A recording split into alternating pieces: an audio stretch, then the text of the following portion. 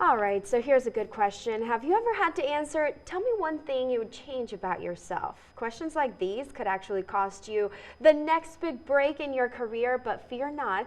Nikki San Miguel is here to tell us how to answer difficult questions. Nikki, how do you even start?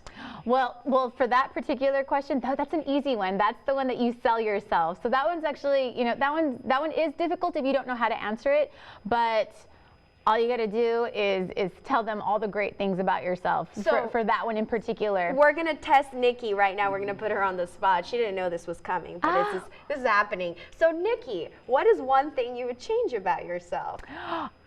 One thing I would change about myself.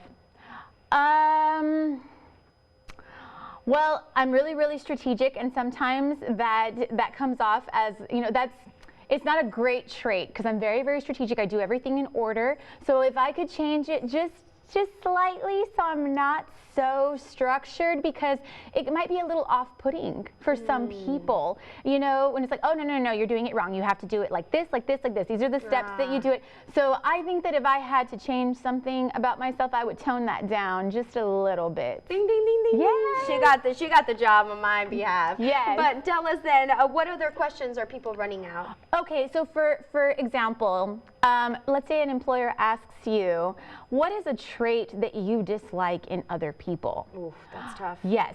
And so you can mention the traits pertaining to business, but you always want to make sure that you don't actually talk about the other people. You don't want to say, oh, well, Michelle is always late, and I absolutely dislike tardiness. And no. You Right. want to make sure that you say, like, well, I don't like tardiness. I don't like, people not hitting their goals, stuff like that. You want to make sure that it pertains to business, but you don't call people out. You want to make sure that you stay on the positive at all times.